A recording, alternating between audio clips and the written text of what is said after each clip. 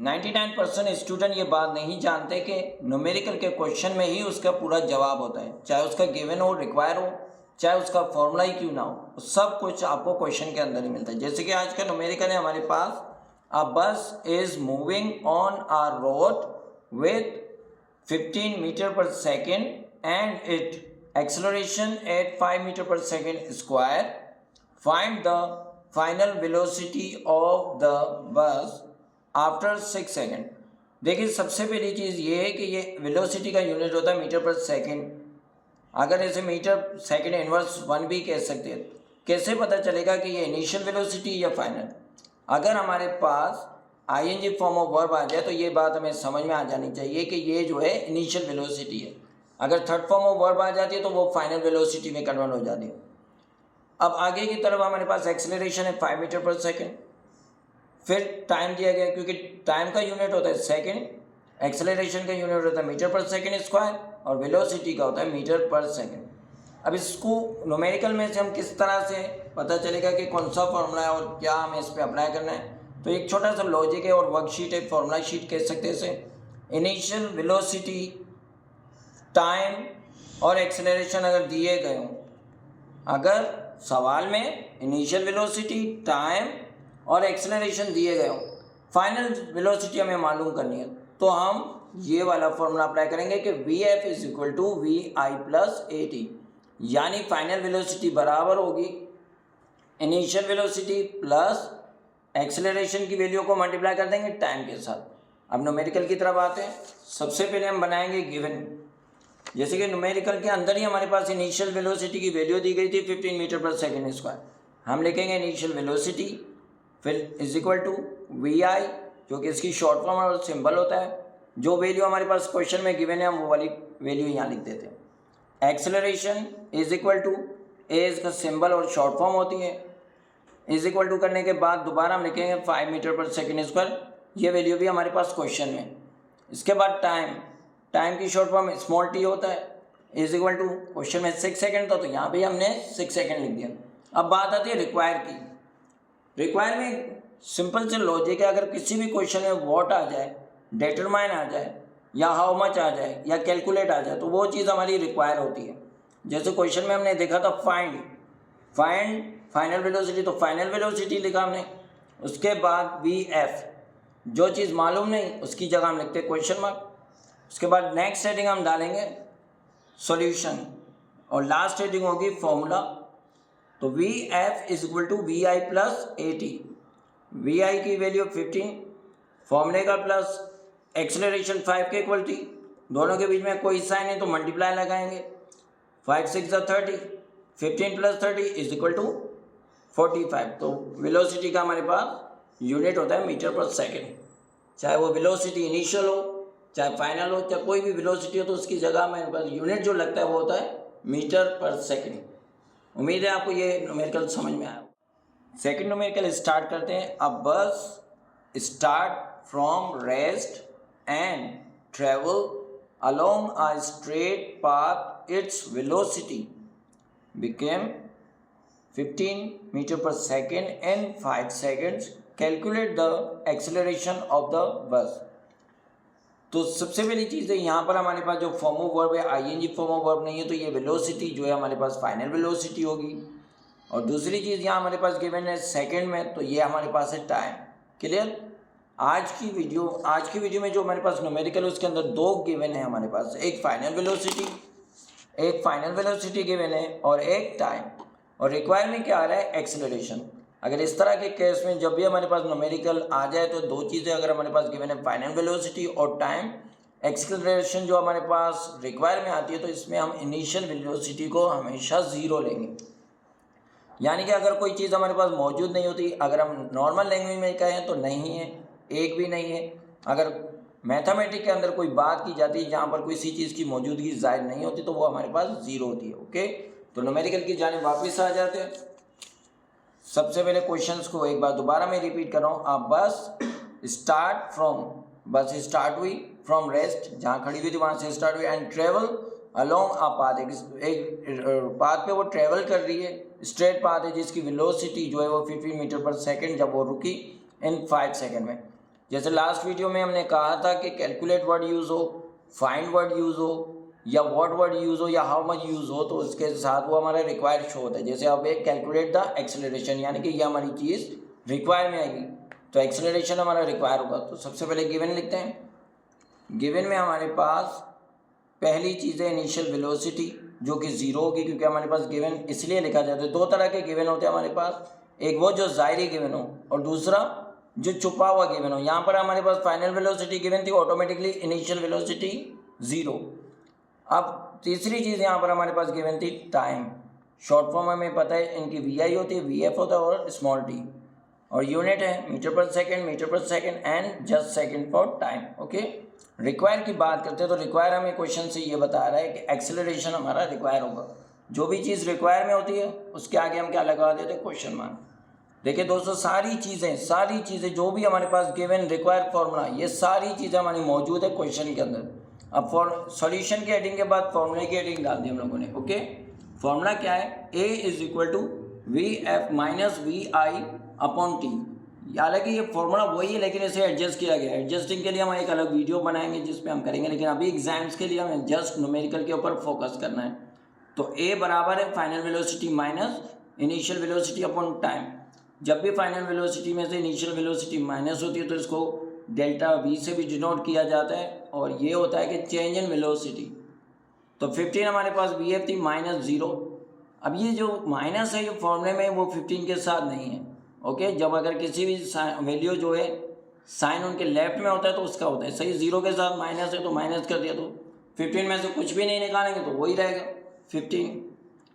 5 का 5 आ गया, 5 के टेबल में 15 को देखेंगे, 5 1 5, 5 3 15। एक्सेलरेशन है तो यूनिट क्या होगा, मीटर पर सेकेंड स्क्वायर। उम्मीद है ये भी न्यूमेरिकल आपको समझ में आया होगा। स्टार्ट करते हैं। अ planet has mass 4 time FOUR4 होगा, क्योंकि बाय मिस्टेक यहाँ पर आ चुका है हमारे पास, तो इससे हम लोग FOUR4 टाइम, यानी कि 4 टाइम एक प्लेनेट है जो कि बड़ा है किससे, अर्थ से। Okay, and a radius 2 times that of the earth if the value of G on the surface of the earth is 10 meter per second square. Calculate the accelerations due to the gravity on the planet। यानी कि हमें अर्थ की gravity हमें पता है कि 9.8 होती है, या तो उसे राउंड फिगर में हम 10 ले सकते हैं। सेकेंड प्लेनेट की हमें एक्सेलरेशन ड्यू टू ग्रेविटी, यानी कि ग्रेविटी ज़मीन की कशिश हमें मालूम करनी है। ज़मीन की कशिश 10 दी गई है, तो अदर प्लेनेट की हमें उसी चीज़ को, कशिश को हम मालूम करेंगे। तो न्यूमेरिकल में कुछ लॉजिक है, उसे पहले डिस्कस कर लेते हैं। अगर सवाल में मास ऑफ द प्लेनेट, यानी कि अर्थ का अगर हमें मास दे दिया गया हो, अर्थ की रेडियस दे दी गई हो, अर्थ की ग्रेविटी दे दी गई हो, और अदर प्लेनेट के बारे में उसकी ग्रेविटी अगर हमें मालूम करनी है, और ये बताया गया है कि कितना अर्थ से वो प्लेनेट बड़ा है अर्थ से, या कितना प्लेनेट वो छोटा है, तो इस बार हमारे पास बड़े की बात आ रही है, तो हम उसे किस तरह से सॉल्व करेंगे। क्वेश्चन के दोबारा जानिब आ जाते हैं कि a planet has mass 4 times of the earth and a radius 2 times that of the earth. If the value of G on the surface of the earth is 10 meter per second square, calculate the acceleration due to the gravity on the other planets. Okay, तो यहाँ दूसरे planet की gravity के बारे में बात करेंगे। सबसे पहले अब गिवन है हमारे पास, गिवन सारा कुछ हमें पता है कि क्वेश्चन के अंदर होता है। एक बार पहले भी कहा था, एक बार फिर मैं कह रहा हूँ कि सब कुछ क्वेश्चंस के अंदर ही होता है। 99% बच्चे ये नहीं जानते, लेकिन सब कुछ क्वेश्चन के अंदर ही होती है, सारी चीज़ें अंदर ही होती है, सॉल्यूशन से लेकर गिवन रिक्वायर सब।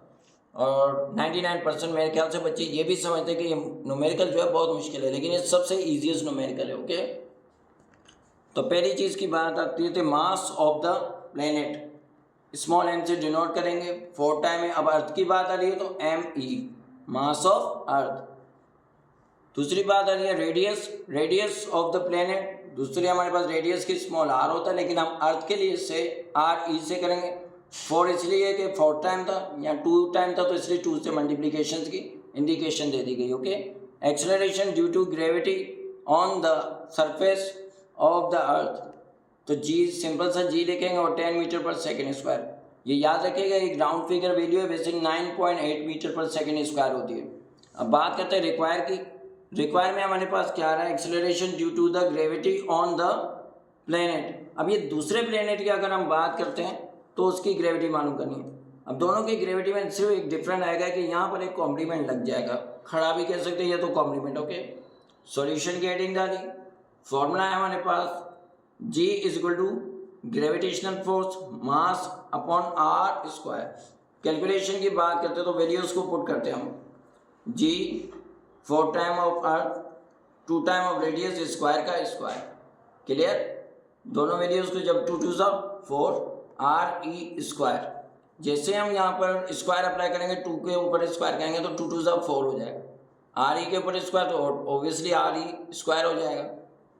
अब हमें यहाँ पर आर ई स्क्वायर को और ये 4 टाइम दोनों 4 1 तो 4 और ये कट जाते हैं, और ये हमें पता है कि G is equal to greater G M E R E के बराबर होता है। तो G is equal to G, तो G की वैल्यू अगर हम देख रहे हैं, ये प्लेनेट आता है, लेकिन अब के प्लेनेट की अगर हम बात करते हैं तो ग्रेविटी किसके बराबर होगी, 9.8, और उसे राउंड फिगर में लिखेंगे तो कितनी हो जाएगी 10। तो ये सिंपलेस्ट एक न्यूमेरिकल है जिसमें सारी चीज़ें फिक्स है। ये एक डेरिवेशन की तरह होता है कि चेंज ही नहीं होता। अगर इसको आप 5 टाइम अच्छे से लिखें और 5 टाइम इसकी प्रैक्टिस कर लें तो ये चेंज भी नहीं होगा और इजीली आप कर भी सकोगे, क्योंकि न्यूमेरिकल आने का मतलब ये नहीं होता कि आप वो सिर्फ सॉल्व कर सकते हो, उसे टाइम पे सॉल्व करना ही न्यूमेरिकल आने का मकसद होता है। अगर आप एक ही न्यूमेरिकल में सारा टाइम वेस्ट कर देंगे तो उस न्यूमेरिकल को करना आपके लिए नुकसान होगा, इन एग्जाम स्पेशली। दोस्तों आज फोर्थ न्यूमेरिकल वापस ही स्टार्ट करते हैं। अब फोर्थ न्यूमेरिकल जिसका क्वेश्चन बहुत ही इंटरेस्टिंग है, ज़रा सा समझ के करेंगे तो और ज़्यादा मज़ा भी आ जाएगा। Okay, calculate the pressure at a depth of 3 metre in a swimming pool. Swimming pool सुनते ही इंटरेस्ट आपकी बढ़नी चाहिए, क्योंकि बहुत ही प्यारा सा न्यूमेरिकल है ये भी, और ईजी है। अगर इस तरह के न्यूमेरिकल्स हमारे बोर्ड में आ जाए तो बहुत ही ईजिली हम एग्ज़ाम में मार्क्स को गेन कर सकते हैं। तो इसका लॉजिक सिंपल है। अगर हमारे पास सवाल में आ जाता है क्या, अगर सवाल में हाइट, डेंसिटी, ग्रेविटी दिए गए हों, या ग्रेविटी कभी कभार ना भी दे, तो हमें पता है कि जब भी किसी चीज़ की बात आती है, हाइट की, ऊंचाई की बात आएगी, तो जब भी ऊंचाई की बात आती है तो हमें ये पता होना चाहिए ग्रेविटी का ज़रूर रहेगा, क्योंकि gravity is always be use in the high kind of the numericals. Okay, फिर मालूम करने के लिए उन्होंने क्या दिया है, प्रेशर। जब भी मालूम करने के लिए प्रेशर दिया जाएगा तो फॉर्मूला हमारे पास क्या अप्लाई होगा, P is equal to height, density and gravity. Okay, PHPG। प्रेशर को मालूम करने के बहुत सारे फॉर्मूलाज हैं, लेकिन हमें पता है कि फॉर्मूला ये क्यों अप्लाई किया जा रहा है, क्योंकि हमारे पास जो गिवन है हाइट, डेंसिटी एंड ग्रेविटी, जब भी ये 3 चीज़ें गिवन होगी तो प्रेशर मालूम करने के लिए हम जस्ट ये फॉर्मूला अप्लाई करेंगे। ओके, दोबारा क्वेश्चन की जानिब आ जाते हैं। Calculate the pressure at a depth of 3 metre in a swimming pool. Height given थी, डेंसिटी एंड ग्रेविटी। न्यूमेरिकल में मिस्टेक आ गई। Numerical number 4, calculate the pressure at a 1000 kilometre per metre cube depth of 3 metre in a swimming pool. Okay, 3 metre का एक swimming pool है जिसमें pressures की value हमें मालूम करनी है, और इसमें डेंसिटी जो दी गई वो 1000 किलोमीटर ग्राम पर क्यूब दे दी गई। ओके, जैसे मैंने कहा था कि न्यूमेरिकल्स के अंदर ही सारे क्वेश्चंस का डेटा और इसका आंसर और फॉर्मूला सब होते हैं। अब फॉर्मूला अगर हमें पता चल जाए तो हमें ये पता चल जाता है कि आंसर क्या होगा, क्योंकि कैलकुलेट करने के लिए हम कैलकुलेटर भी यूज़ कर सकते हैं, या तो माइनर सी जो कैलकुलेशन है उसे हम मैनुअली भी कर सकते हैं। तो एक बार दोबारा सुन लीजिए, calculate the pressure, calculate word use हुआ, उसके बाद प्रेशर वर्ड यूज़ हुआ, तो हमें पता है ये रिक्वायर में कन्वर्ट हो जाएगा। ओके, एट 1000 किलोग्राम मीटर पर cube depth of 3 metre in a swimming pool. अब जब डेप्थ की बात है, यानी कि हाइट की बात आ रही है यहाँ पर, तो हाइट हमारे पास गिवन कितना है, 3 मीटर। डेंसिटी हमारे पास गिवन है 1000 किलोमीटर पर क्यूब। अब जब हाइट की बात आएगी तो ऑटोमेटिकली हमें ग्रेविटी अप्लाई करनी है। ग्रेविटी जो रैंडमली होती है वो हमारे पास होती है 9.8, लेकिन हम उसे राउंड फिगर में लेते हैं तो 10 लगा देते हैं, क्योंकि 2 पॉइंट्स उसमें इंक्रीज कर देते हैं। मीटर पर सेकेंड स्क्वायर आएगी। Okay, metre per second inverse 2 आ जाता है, या तो मीटर पर सेकेंड स्क्वायर हो जाता है। अब बात करेंगे रिक्वायर, क्योंकि कैलकुलेट द प्रेशर आया तो रिक्वायर में क्या आ जाएगा, आपका आ गया प्रेशर। ओके, प्रेशर लिखा, P is a symbol is equal to question mark. Question mark कब लगाते हैं हम, जैसे प्रीवियस वीडियो में कह रहे हैं कि क्वेश्चन मार्क तब लगता है जब हमें पता ना हो। जैसे कि अक्सर हम मैसेजेस में जब कोई सवाल पूछता है तो हम क्वेश्चन मार्क लगा लेते हैं, तो उसका मतलब हो जाता है क्या। तो यहाँ प्रेशर क्या है ये हमें मालूम करना है।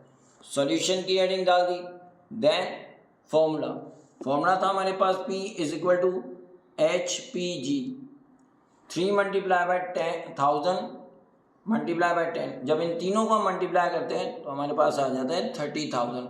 अब इसको एक्सपोनेंट फॉर्म में लिखेंगे तो सारे जीरोस को हम पॉइंट लगा देंगे। जब हमारे पास ऑल नंबर्स की जगह नेचुरल नंबर, जो फर्स्ट नंबर होता है वो नेचुरल नंबर होता है, ऑल नंबर नहीं होना चाहिए क्योंकि जीरो नहीं होना चाहिए। इसका मतलब है जीरो ना हो और कोई भी नंबर यहाँ आ जाए तो उसे हम पहले लिखेंगे।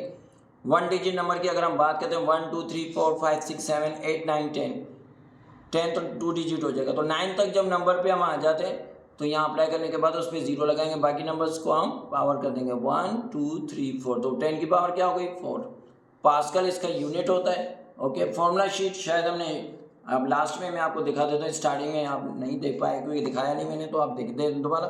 अगर न्यूमेरिकल में हाइट, डेंसिटी और ग्रेविटी कभी कभार दी गई होती है, वरना हमें पता होता है हमें यहाँ 10 पे लेना है। ओके, कभी भी पूल, ब्रिज या किसी टावर से किसी चीज़ को हम ड्रॉप करते हैं या उसकी हाइट मालूम करनी होती है तो हम ग्रेविटी को 10 लेते हैं। ओके, और रिक्वायर में अगर प्रेशर होगा तो हम ऑलवेज क्या लेंगे, pressure is equal to height, density and gravity.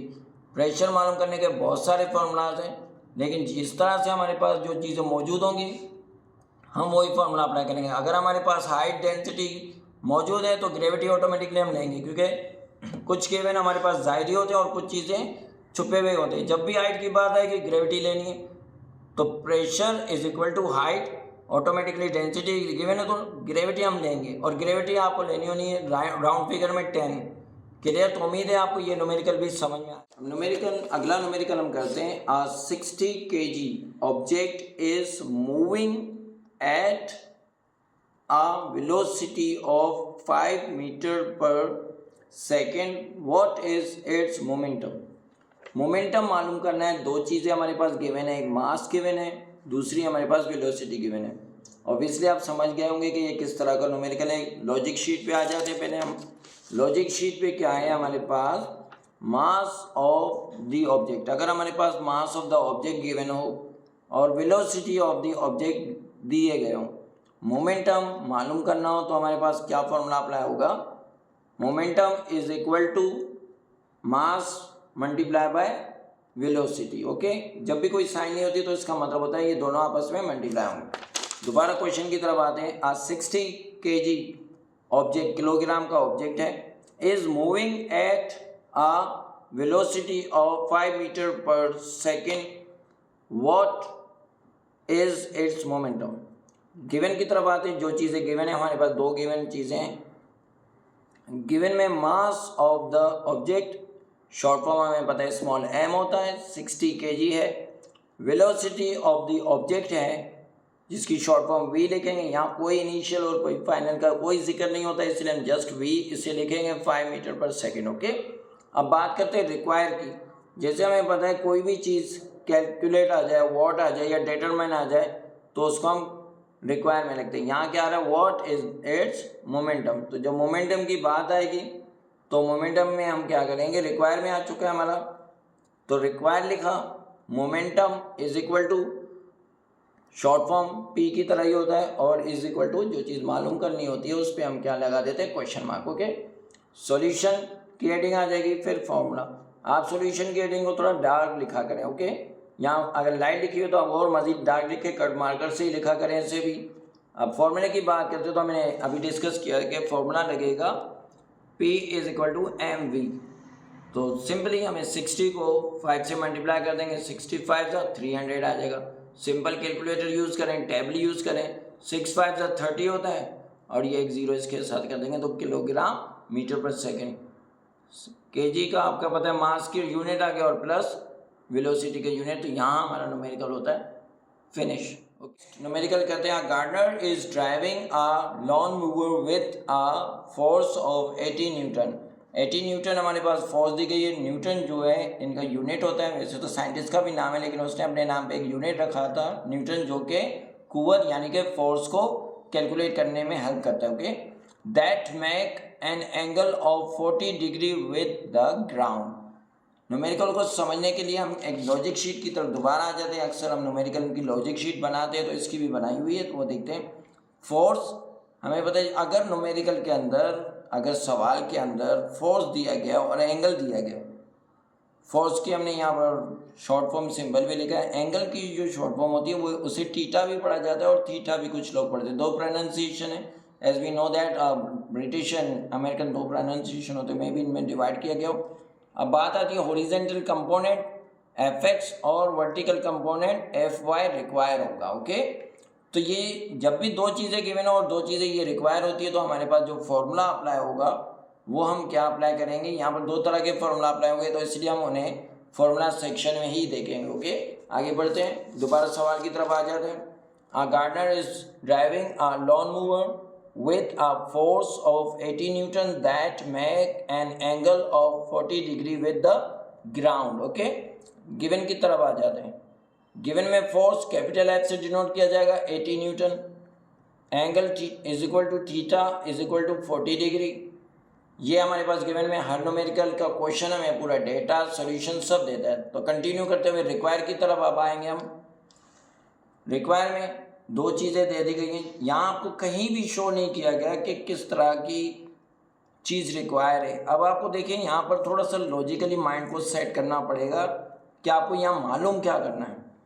तो आप मालूम करने के लिए आपको ये पता है कि दो चीज़ें यहाँ गिवन है, फोर्स और एंगल। रिक्वायर में दोनों कंपोनेंट नीचे दिए भी गए होते हैं, अगर ना भी दिए गए हो तो आपको ये पता है कि दो कंपोनेंट होते हैं, एक हॉरिजॉन्टल कंपोनेंट, एक वर्टिकल कंपोनेंट होता है। अक्सर क्वेश्चन में नीचे गिवन होते हैं, मे बी गेस्ट पेपर जब आए आपके पास ये दो चीज़ें गिवन होंगी, हॉरिजॉन्टल कंपोनेंट और वर्टिकल कंपोनेंट आपको मालूम करना होगा। ओके, तो हॉरिजॉन्टल कंपोनेंट Fx और वर्टिकल कंपोनेंट Fy होगा। सॉल्यूशन के हेडिंग डाल देंगे। अब हॉरिजॉन्टल कंपोनेंट के लिए अलग फॉर्मूला और वर्टिकल कंपोनेंट के लिए अलग फॉर्मूलाज में आ जाते हैं। हॉरिजॉन्टल कंपोनेंट की अगर हम बात करते हैं तो Fx is equal to F cos theta, Fx is equal to, अब F की जगह हमने 80 लिख दिया, cos का साइन आ गया, थीटा हमारे पास 40 के बराबर था, cos एक साइन है, cos 40 जैसे हम करेंगे तो 0.766 आ जाएगा। ओके, 80 को एज इट इज हमने नीचे लिख दिया। जब इन दोनों को हम मल्टीप्लाई करते हैं तो 61.28 न्यूटन इसका आंसर आएगा। ये था हमारा हॉरिजॉन्टल कंपोनेंट। अब बात करते हैं हम वर्टिकल कंपोनेंट की। Okay, Fy is equal to F sine theta, F की वैल्यू सेम 80 है, साइन एंगल हमारे पास वही 40 था। जैसे cos थीटा जो था cos 40 में 0.766 आ रहा था, लेकिन साइन 40 की बात करेंगे तो 0.642 आता है। ओके, 80 को दोबारा में इस वैल्यू से जब मालूम करते हैं, जैसे वहाँ मल्टीप्लाई करते हैं यहाँ पर भी 80 मल्टीप्लाई होगा तो आ जाएगा हमारे पास 51.36 न्यूटन। ये दो हमारे पास आंसर थे, एक हॉरिजॉन्टल कंपोनेंट का, दूसरा वर्टिकल कंपोनेंट का। अगर आपको इसमें या इस तरह के किसी भी क्वेश्चन में कोई प्रॉब्लम हो तो वो ज़रूर आप कमेंट पे लिखिएगा, और प्रीवियस जो आने वाले क्वेश्चन हैं उनमें से जिसमें भी कोई प्रॉब्लम होती है तो आप कमेंट में ज़रूर पूछा करें। थ्योरी की भी हम लोग वीडियोज़ बना रहे हैं और उम्मीद है कि वो भी आपको ईजी रहेंगी, हेडिंग वाइज करेंगे। पार्ट 1 तो ऑलमोस्ट हमारा फिनिश हो चुका है, अब पार्ट 2 में इसे डिवाइड करेंगे, 2 या 3 पार्ट में डिवाइड करेंगे, जितनी लॉन्ग वीडियो में भी आप बोर हो जाएं। अपने स्टडी को लास्ट मंथ, मैं तो अक्सर कहता हूं कि आखिरी महीना और आखिरी मौका है। अगर आप ये मौका नहीं गंवाना चाहते, अगर पास होना चाहते हो तो ज़रूर इसके बाकी पार्ट्स भी देखें, क्योंकि वो क्वेश्चंस हैं जो कि बहुत ईजीएस्ट है, लेकिन हमारे माइंड बने हुए हैं कि हमें ये मुश्किल लगते हैं। अगर हमारा माइंड सेट हम बना रहे कि ईजी है, देखिए आप जितने भी न्यूमेरिकल्स हैं उनके क्वेश्चन में सारा डेटा, क्वेश्चन रिक्वायर्ड सब कुछ उसी के अंदर आ रहा है। तो उम्मीद है आपको ये सारी चीज़ें समझ में आई होगी। फिर भी अगर किसी को कोई प्रॉब्लम हो तो वो कमेंट में ज़रूर अपनी राय शेयर करें।